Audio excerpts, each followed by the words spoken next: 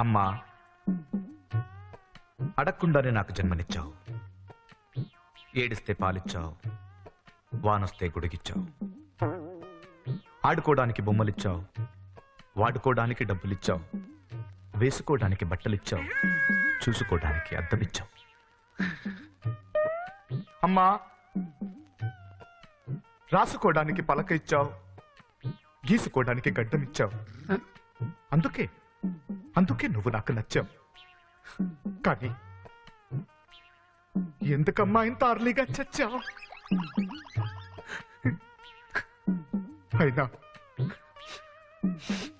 అయినా నువ్వు నాకు నచ్చావు.